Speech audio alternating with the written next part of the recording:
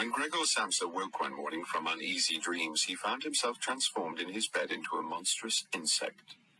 He was lying on his hard, shell-like back, and when he lifted his head a little, he could see his dome-shaped brown body, banded with reinforcing arches, on top of which the blanket maintained its precarious hold.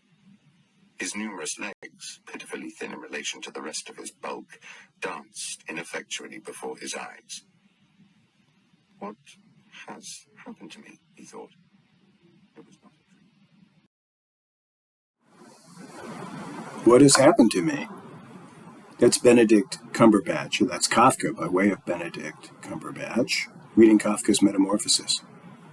And it may be a question you ask yourselves by the end of the semester when you become full-fledged English majors. This is a gateway course to the English major. Know what you're getting yourself into. It's a lot of reading, a lot of writing, as I'll be talking about here over the course of the video. And it's a course designed to acculturate you to what English majors do. So here's the syllabus. Literary Study, Research, and Criticism, Fall 2024. As you know, asynchronous. My name is Brian May. My office hours are Mondays and Wednesdays, noon to 1 p.m. Now, that's by appointment. We're going to have the office hour held in the Blackboard Collaborate Ultra Classroom. That's under the Class Collaborate button, which I think you can find. Okay? So what that means is if you want to see me between noon and 1 p.m. on Monday and Wednesday, I am available, always. Now, I won't always be in the classroom. I won't always be in the Blackboard Collaborate classroom.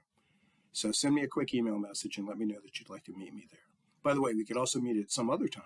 If Monday, Wednesday, noon to 1 p.m., you have a class or you're otherwise busy. Now, again, in the interest of brevity, I'm going to take you through this. I think you probably already read the course description. When it comes to the required texts, there's really just one text that you have to go out and buy. Because number 2, the Abrams and Harpham glossary I'm making available to you on the website.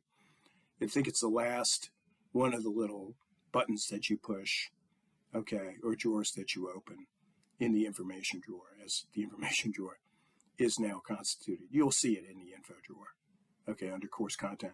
But the book that you have to go out and buy is the Norton Introduction to Literature, the portable edition, 14th edition, with access if you want the digital access. Now, the university bookstore, okay, maybe it was my fault, it probably was, ordered the wrong book, okay? They ordered the digitized version of it. Now, some of you are going to be perfectly happy with that. So if you've already ordered it, you've already gotten access to it, that's fine. Don't go and go out and spend for, a paperback in addition to the digitized version, okay? But I'm going to strongly recommend that for most people, if you haven't gone and gotten the book yet, actually buy the cloth book, or rather the paperback book, okay, which I don't think costs a lot less, maybe a little bit less, a little bit more.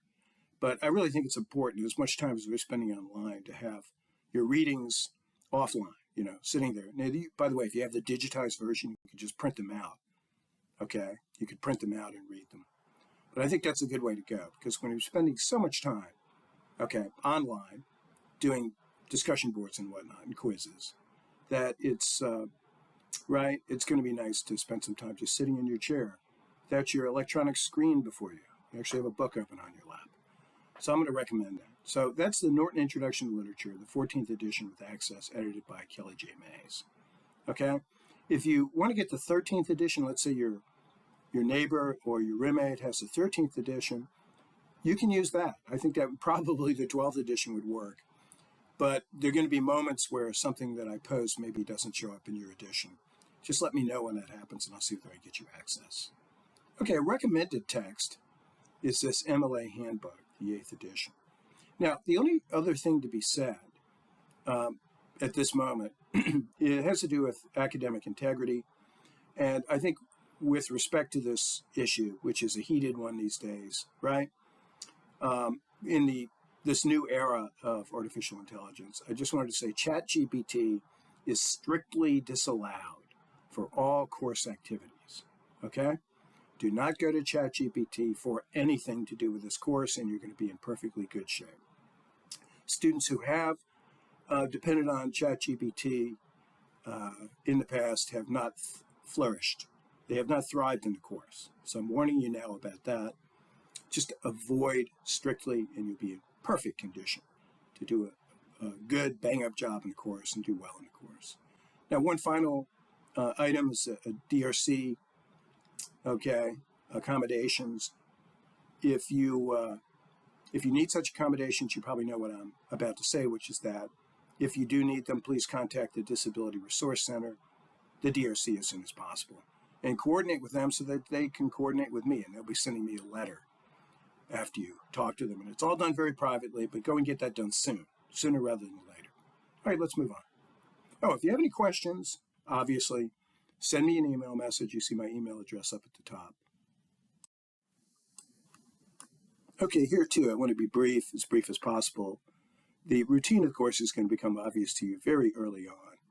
And I'm going to go through what I call the granular modular schedule here in a few minutes, in a few seconds even. And, give you a good sense of what to expect on a weekly basis, which is a lot of these discussion boards, right? If you look at number 1, 25% of the course, the weekly discussion board participation. She's going to have one almost every week, not every week, because some weeks you'll be writing and you won't have to do this as well. But this is a very important part of the course, okay? And it follows a fairly regular routine, not an invariable routine, but a fairly regular one. If you'll drop down about 3 lines, our weekly routine will be as follows. By Sunday afternoon at 5 p.m., I will have posted a few questions, usually 3 of them. You choose just one. Now, you don't have to answer all 3. You just choose one. But that one that you choose, you're going to treat very seriously. You're going to write a substantial and substantive 1-paragraph response, which means, more than 3 sentences. That means 5 or 6 or 7 sentences. A substantial 1-paragraph response, which will be due by Tuesday at 5 p.m. Then, by Thursday at 5 p.m., I'm going to ask you to write a comment on one of your classmates' responses. In other words, you'll read through what everybody has submitted. You'll have access to what everybody has submitted on the discussion board, and you'll choose one to respond to. And I'll ask you to respond to it in a constructively critical way. It can be a celebration just so long as it furthers the point made. It can also be a challenge, okay? And in all cases, what it should do is not tell us how much you liked what was just said or how much you didn't, but give us reasons why it is a valid or not so valid reaction or response to the reading for that material and the question that was asked. By the way, you're given 2 weeks off because I'm understanding of this, the way that the schedules work. There can be a hellish week in the middle of the semester when it's just very difficult to get this done. Save those up. You get 2 misses of these discussion boards. After that, you start to get docked, okay? Now, in addition to the weekly discussion board participation, we're going to have weekly quizzes, almost weekly quizzes, that cover the material assigned for the day, plus all the material read since the last quiz. All of that, what I mean by that, will become clear very shortly. Usually, the quizzes will offer short answer questions and identifications. All but 2 of these grades will count. Here again, I'll drop the 2 lowest grades, which may include a 0 or 2 required by your neglecting to take the quiz. And this is very important. Quizzes cannot be made up. I cannot make up quizzes. Okay, so if you miss the quiz, that's it. That's one of your misses. You will not believe what a hassle that is for when we're working asynchronously to set up a whole series of secondary quizzes for those who missed the first quiz. So you have to stay on top of this. You have to take the quizzes. I'm dropping the 2 lowest ones, so this gives you a fair amount of leeway. Just like the discussion board, you get 2 weeks where you can just be absent, okay, with respect to the quizzes, with respect to the discussion boards. So save those up and use them later in the semester. Don't blow them in the first couple of weeks, okay? That's the best advice I could give you. People who do that tend to have difficulty down the road, all right? Now, in addition to this weekly stuff, right, the discussion board and the quizzes, we're going to have some writing and a good deal of writing. A lot of writing this semester, a lot of reading, a lot of writing. So if you look at number 3, we're going to have 2 of these shorter papers, and I'll talk about those as they approach. Then we're going to have a short literary analysis. I call it a squib, okay, which is due a little bit later. And then you'll revise it. You can revise that squib and do things to it that indicate that you understand how to write up a proper research paper, all right? So that's a little further down the road towards the end of the semester. Then right at the midterm, a little past midterm, we're going to have a midterm exam, which will mostly cover the little micro videos I'll be providing you. Okay, that will mostly be what they cover, but maybe some other stuff as well, and I'll make that very clear to you. And then a final exam. It's going to be a lot like the midterm. Doesn't even count more. It's really like a second midterm for the second half of the midterm. So again, if you have any questions about the coursework, especially when it comes to the weekly ritual, feel free to ask. Send me an email message and I'll clarify. But keep watching and reading and see whether it doesn't become clear.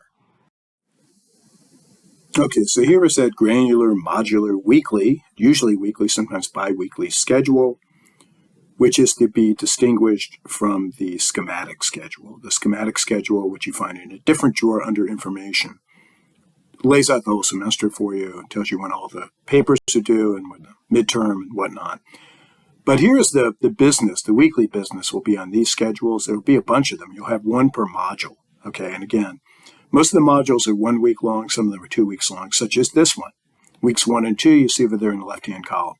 So if you pay attention to what I'm about to say and get a good, strong sense of how to read one of these, it's going to fit you for going forward, okay? So you'll see I've broken it down practically by day, right? Friday, 8:30 at noon, if you look at the middle column, that's when the first discussion questions for the first discussion board will be posted. And I promise every week that we do this, usually on Friday. There will be some exceptions, but this will be the usual schedule. Friday of the week before the schedule, the discussion board, you will get at least 1 or 2 of the questions posted, okay? All the questions will be posted by 5 p.m. Sunday of that. In this case, it's Sunday, September 1st, of that discussion board. All right? And then you'll see what we have over here in that column, the middle column, which is the topics, really tiny print up there, but maybe you can read it, to read and watch for the week. And then over on the right-hand column, we have the learning activities, which is like what you have to do once you've done the reading. But you'll see for this 2-week schedule, on the 1st of September by 5 o'clock, I'd like you to have Antigone read, which is a big, wonderful play written over 2,000 years ago, right? And it's in the Norton, but I also have available, because I know some people will not have the Norton yet. I have a Fagles edition of it, not the same as the one in the Norton, but a Fagles translation is available right here with this link, or I also have it available in the pre-module drawer, okay, down below this particular little sub-drawer that you just opened. So if you follow down there, you'll see that by the 1st of September by 5 p.m., I'd like you to read all that business in the Norton. I included those pages too, this being early on in the semester and you're not necessarily having the Norton in your possession yet. So I included those pages as well. Here in the pre-module drawer, you'll find them right below this little sub-drawer. You'll find that sub-drawer as well as the Fagles sub-drawer. So have that done by 5 o'clock on Sunday, as the schedule here tells you, right? And by 11:30 p.m. that night, now this is sort of silly because you're watching it now, right? But let's say you just dipped into it. Have it all watched, have it completed by 11:30 p.m. on Sunday the 1st, that same day. This video PowerPoint introductory lecture that you're now watching, okay? So have that done. Then what you will see is, going over to your right, you see how it's matched up. Tuesday 9/3, which is up above, and tracks roughly the timeline over in the middle column. The right-hand column, you see midnight on Tuesday. I would like you to have the 3rd of September. I'd like you to have the first quiz done, right? So that gives you 2 days beyond all that reading you'll have done on Sunday. By Sunday and that watching you'll have done by Sunday at the end of the day. You can take the quiz. You'll be in a position to take the quiz by midnight on the 3rd of Tuesday, okay? And I included here for this first quiz, to give you a little prep for it, I included a practice quiz or a sample quiz you'll see under information. So take a look at that if you want to get a good sense of what to expect for this first quiz. Then you'll see, look, we got 9/4, Wednesday 9/4, both on the left-hand side and on the right-hand side. On the left-hand side, left hand, of course, being of these two, detailed columns that you see before you. Over there on the left, 9/4 Wednesday by 1:59 p.m., I say by 2 p.m. Read Glaspell's Trifles, okay, which is the second work. And this one I would like you to have read in addition to Antigone before you take on, at 5 o'clock that afternoon, the discussion board. The first item on the discussion board, the actual discussion answer response, as I call it, is due by 5 p.m. on Wednesday, the 4th, right? I'll give you a little information there as well as a lot of information on exactly what to do for that answer response, okay, on the discussion board itself. So Wednesday, September 4th, as you'll see if you look over in the right-hand column, I would like a discussion answer response posted by that time at 5 p.m. Then on Friday, by 5 p.m., okay, a comment on a fellow student's answer response. All of your fellow students' answers responses, which we do Wednesday at 5 p.m., will become visible after they've, right, at a certain point, you'll be able to, after 5 p.m., actually, on Wednesday, and you'll be able to have a look at them, okay, and comment on one of them in the way that I specify on the discussion board. Then you will see your second quiz. So we're going to do a lot of quizzes these first 2 weeks, right? By 9/7, which is September 7th, midnight, I would like your second quiz, which is on trifles, as opposed to Antigone, which is the subject of the first quiz. So then, if you look over in the left-hand column, I'd like you to watch a second intro video by Sunday, the 8th of September, by the end of the day. And then if you look to the right, you see end of the intro, move on to Module 1. So you see how this breaks down. I could put them all in one long list, but I think it's better to have it schematically, okay, broken up this way. The left-hand column and the right-hand column. The left hand being what you should read and see. The right-hand column, what you should write and take, okay? So some of you may have some questions about this, and there's a lot of details in these granular, modular weekly schedules. The main thing is to figure out how to read one. They're not that difficult.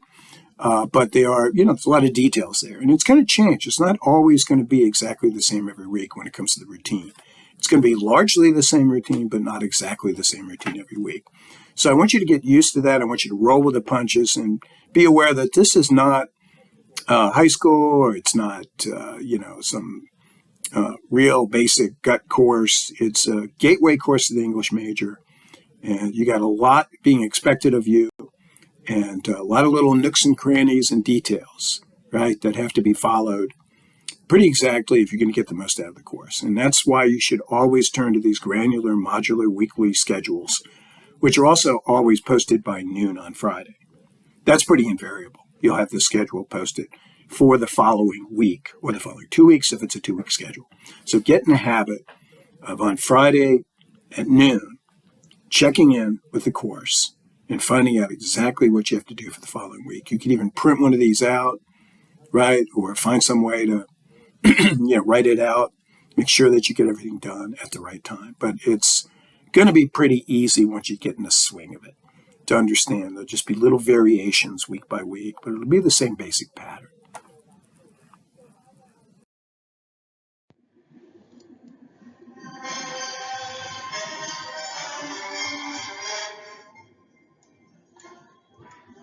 Yeah, so we're back to the Kafka Metamorphosis opera. You believe it? The Royal Opera House. Maybe we'll listen to that, a portion of it later on semester. Yeah, well, I'm going to let you go now. If you have any questions what to do next, let me know. My first response will be probably take a look at the pre-module, because you probably can figure it out. I'm guessing that most of you are not going to have a lot of difficulty, negotiating your way through and determining what it is that's being asked of you. So take a good look at it now before you send me a message, but don't hesitate to send me a message if one persists beyond a close look at the information that's been set up for you, okay?